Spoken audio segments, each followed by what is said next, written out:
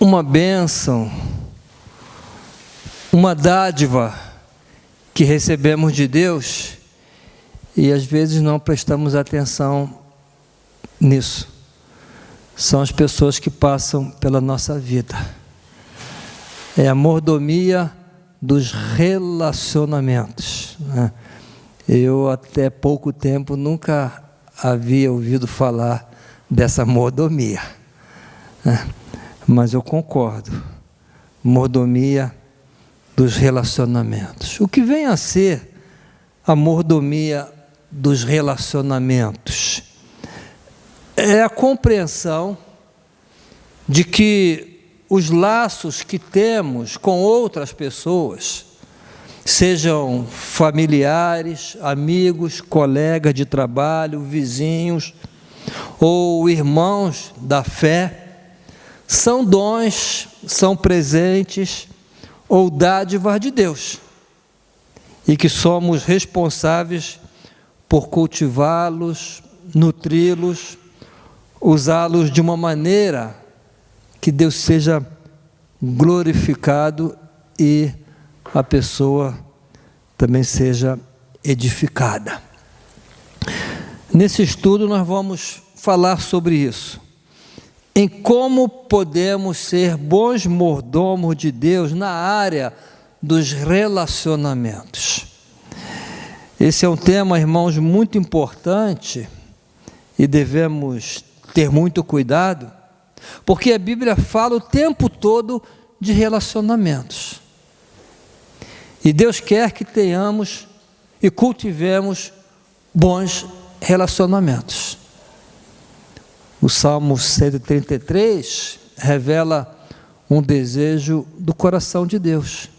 Ó, quão bom e quão suave é que os irmãos vivam em união. Deus criou-nos, irmãos, para relacionamento. O primeiro relacionamento que encontramos na Bíblia está em Gênesis capítulo 1, Gênesis capítulo 2, que é o relacionamento de Deus com o homem. Porque nós fomos criados para isso, para termos um relacionamento de amor com Deus. Adão tinha esse relacionamento. Diz a Bíblia que todo dia, tardinha, Deus ia até o jardim para visitar Adão, para conversar com ele. Depois vemos, a partir da criação da mulher, o relacionamento conjugal. Deus disse, não é bom que o homem esteja só. Eu farei uma companheira para ela, para que se relacione. Então nós vemos aqui um segundo relacionamento estabelecido por Deus, o relacionamento conjugal. Então Deus diz àquele casal, crescer, multiplicar e encher a terra. O que é isso agora então? Relacionamento com pessoas, né? Com outros seres humanos. Então, irmãos, como podemos ser bons mordomos de Deus na área dos relacionamentos? Todos os nossos relacionamentos, sejam conjugais, entre pais e filhos, na família nuclear, na família ampliada, na igreja, no ambiente acadêmico ou no trabalho, todos esses relacionamentos são dádiva de Deus para nós. Então, como bons mordomos, nós devemos considerar isso, que todos os nossos relacionamentos são dom de Deus para nós. Os irmãos já pensaram nisso, né? E como é que estamos a tratar essas pessoas que Deus coloca na nossa vida? Tiago 1,17 diz assim, toda boa dádiva e todo dom perfeito vem do alto, descendo do Pai, das luzes, em quem não há mudança nem sombra de variação. Observe, irmãos, tudo que é bom vem do alto. Ter amigos é bom, então é um dom de Deus. Esse verso bíblico pode ser usado para apoiar essa afirmação, porque ter amigos é muito bom. Né? O Roberto Carlos diz lá, quero ter 1 milhão de amigos. É muito, né? Mas é bom. Então, se é bom para o ser humano, é sempre uma dádiva de Deus. Embora lá o texto de Gênesis 2:18, quando Deus fala, não é bom que o homem esteja só, ali seja uma referência ao relacionamento entre o homem e a mulher, também podemos aplicar e expandir para todos os relacionamentos. Eu lembro que eu estava no Peru, e eu estava fazendo um curso de pós-graduação e numa faculdade católica. E o professor era um padre, um sacerdote. Aí chegamos nessa parte de relacionamentos. Aí eu disse para ele, mas ele sabia que eu era pastor, casado, ele padre, solteiro. Aí eu disse para ele, mas o sacerdote, Deus diz lá, não é bom que o homem esteja só. Aí ele me respondeu assim, quem te diz que eu estou só? Eu tenho amigos, tenho amigas, tenho pessoas que eu me relaciono, não tenho esposa, mas não estou só. Aí eu acabei que eu dei razão a ele nesse sentido, né? Porque esse texto aqui sim, fala, é uma aplicação, relacionamento homem-mulher, mas também podemos expandi-lo, né? Expandi-lo.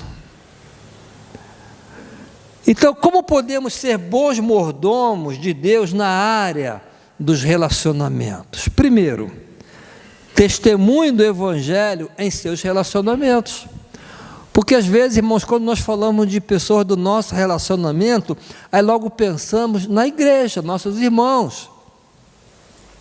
E há crentes que eu conheço que não tem um relacionamento sequer com a pessoa que não é crente. O seu círculo de amizade se reduz aos crentes, ou aos membros da sua igreja. E às vezes nem isso. Eu lembro, mais uma vez, indo lá no Peru, a segunda igreja lá da cidade, a segunda igreja batista, o pastor, ele ensinava aos jovens que eles não podiam ter amigos não crentes. A amizade deles tinha que ser só entre os crentes. Aí eu perguntava, como é que eles vão ganhar um não crente para Cristo sem relacionar-se com esse não crente? Tem que ter relacionamento. Então, para ser um bom mordomo daquele relacionamento, daquela pessoa que Deus colocou na minha vida, que ainda não é crente, não é cristã, não é salva, para que eu seja um bom mordomo, a primeira coisa, testemunho do Evangelho. E testemunhar do Evangelho não é apenas falar de Cristo, mas viver os princípios do Evangelho em todos os relacionamentos, tanto com cristãos, quanto com não cristãos.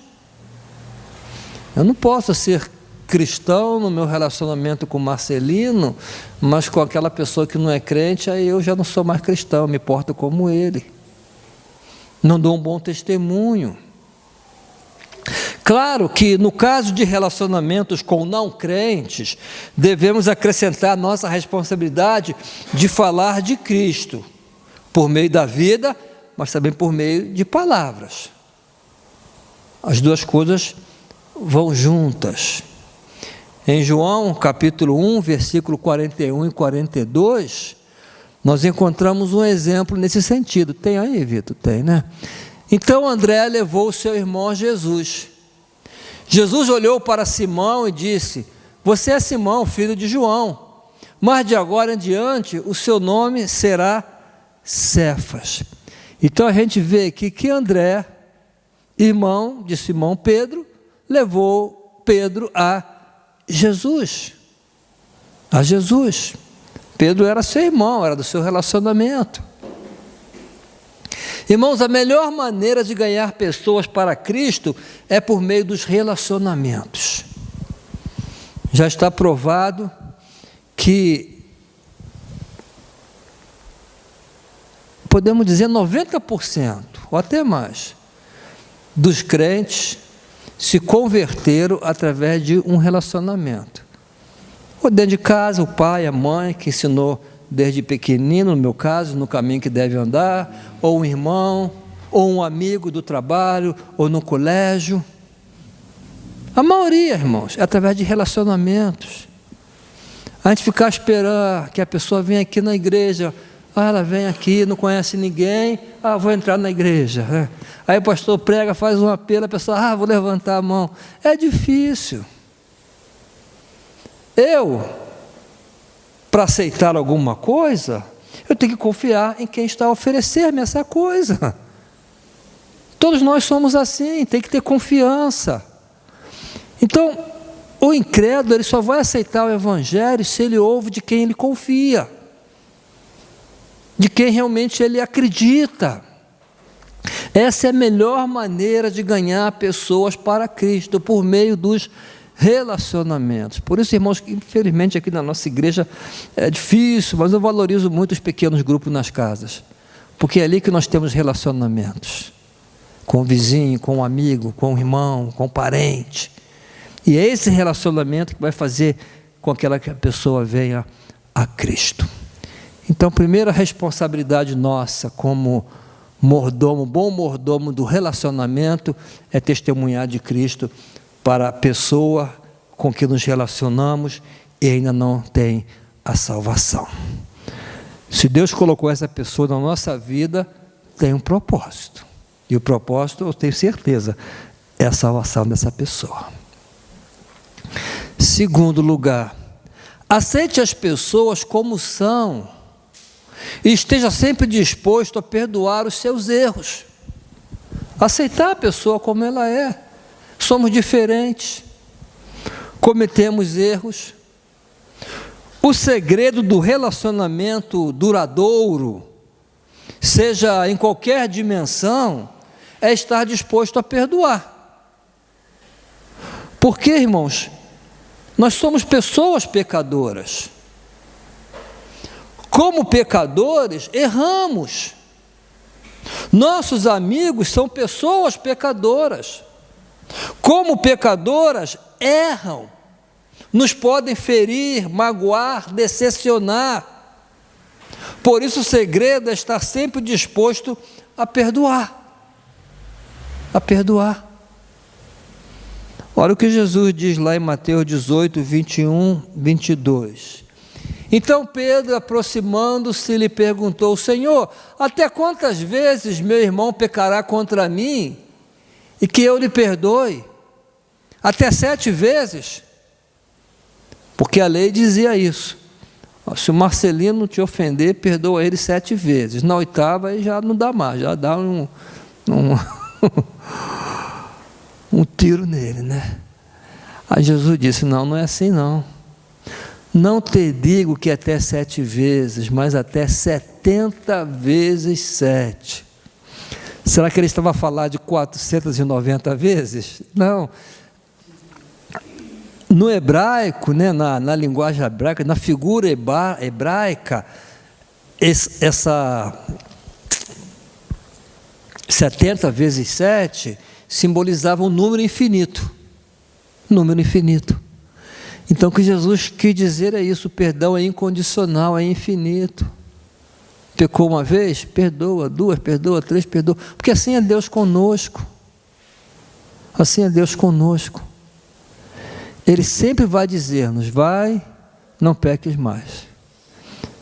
Aí voltei a pecar, Deus vai dizer: vai, não peques mais. Aí eu voltei a pecar, Deus vai dizer: eu te perdoo, vai, não peques mais. É infinito. Então esteja sempre disposto, né, a perdoar os erros das pessoas que se relacionam conosco, porque ninguém é perfeito. Assim como a pessoa erra comigo, eu erro com a pessoa. Por isso que Jesus, lá na parábola da bacia e da toalha, quando ele lavou os pés dos discípulos, ele disse: vós deveis lavar os pés uns dos outros, porque todos temos os pés sujos. Todos temos os pés sujos. Terceiro lugar, ame, seja leal, respeitoso e honre as pessoas com quem te relacionas. Aqui, irmãos, está um tripé importante: amor, lealdade e respeito. Amor, lealdade e respeito. Nenhum relacionamento subsiste sem esses 3 ingredientes: sem amor, sem lealdade e sem respeito. Em um relacionamento devemos amar de acordo com o amor descrito em 1 Coríntios 13, especialmente que está lá no versículo 7, tudo sofre, tudo crê, tudo espera, tudo suporta. Sempre está disposto a dar uma segunda chance, uma terceira chance, a caminhar outra milha. Devemos também ser leais em nossos relacionamentos. A lealdade é a qualidade de ser fiel e constante, de permanecer ao lado da pessoa, especialmente nos momentos de dificuldade. Há pouco tempo eu ouvi de uma pessoa que me disse: pastor, quando eu estava bem eu tinha um montão de amigos. Hoje que eu estou em dificuldade, meus amigos desapareceram. Antes se reuniam para festa comigo, para beber comigo, e agora sumiram todos, né? Devemos ser leais em nossos relacionamentos, permanecer ao lado da pessoa, especialmente nos momentos de dificuldade. Também devemos ser respeitosos, respeitar. Respeito é reconhecer o valor inerente de cada pessoa como imagem e semelhança de Deus, a valorizar suas opiniões, limites e individualidade, mesmo que não concordemos com a pessoa, mas eu vou respeitar, vou valorizar. Aquela pessoa ali, ela foi criada à imagem e semelhança de Deus, assim como eu. Na Bíblia, irmãos, encontramos vários exemplos de amizades que desenvolveram essas características. Ruth e Noemi, né? Noemi era sogra de Ruth, e Ruth foi amiga da sogra, né? Davi e Jonatas, os pais eram inimigos. Aliás, o pai de Jonatas era inimigo de Davi, Saul, mas Davi foi amigo de Jonatas. 4, imponha limites em seus relacionamentos, né? É bom, mas tem que ter limite, né? Tem que ter limite. Nenhuma amizade é saudável se não houver limites estabelecidos. Até aqui, não mais, né? Deus, no relacionamento com o homem, colocou limite. Lá em Gênesis 2,17, há o limite de Deus ali: mas da árvore do conhecimento do bem e do mal não comerás, porque no dia em que dela comeres, certamente morrerás. Tu disse: até aqui você pode ir, mas aquela árvore ali não, esse é o limite. Os limites devem estar presentes nas conversas, no âmbito familiar, e também nas finanças. Tem limite. Eu deixei de participar de um grupo porque as conversas não eram boas, e mesmo sabendo quem eu era, mas faziam até pior, né? Então não tem limite, eu já não participo mais. Os limites devem ser claros, comunicados com amor e firmeza e com espírito de oração. Muitas amizades se desintegram por falta de limites entre as pessoas. Se desintegram porque a pessoa não sabe o seu limite, não houve limite. Irmãos, que possamos exercer a mordomia dos nossos relacionamentos, a reconhecê-los como preciosas dádivas de Deus. É dádiva. A refletir Cristo em cada atitude e a buscar construir laços que glorifiquem o Senhor e abençoe também todos ao nosso redor, que possamos exercer essa mordomia dos relacionamentos, porque é dádiva de Deus. Toda boa dádiva é do Senhor. Algumas perguntas para refletir. Como tens enxergado e tratado teus principais relacionamentos? Como fardos a suportar ou como dádiva de Deus para cuidar, valorizar e agradecer. Pensem nisso, né? Seus principais relacionamentos, a esposa, o esposo, os filhos, o colega do trabalho, irmão aqui na igreja, né? É o que? É um fardo a suportar, ou é uma dádiva de Deus para cuidar, valorizar e agradecer? Obrigado, Deus, né? De que formas pode testemunhar o Evangelho por meio das atitudes e palavras no seu ambiente familiar, de amizade, trabalho ou estudo? De que forma pode testemunhar o Evangelho? Por meio das atitudes e palavras no teu ambiente familiar, de amizade, trabalho ou estudo. Qual é o maior desafio para ti quando o assunto é aceitar, perdoar ou amar alguém que falhou contigo? O que pode ajudar a liberar perdão e demonstrar o amor de Cristo nessas situações? Uma coisa, irmãos, que devemos lembrar, acho que duas coisas. A primeira é que nós fomos muito perdoados por Deus. Por que eu não vou perdoar o meu irmão, já que eu fui muito perdoado? Outra coisa, eu também falho.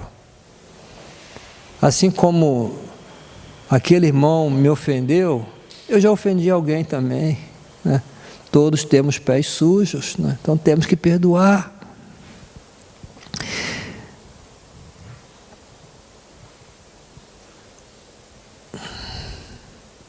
Quatro, identificas alguma área dos teus relacionamentos onde faltam limites saudáveis?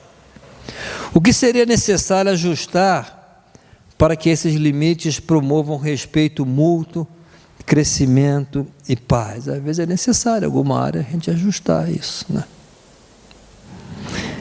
Que Deus nos abençoe, irmãos, e nos ajude a sermos bons mordomos dos relacionamentos. É uma dádiva de Deus, devemos cultivar, valorizar, né?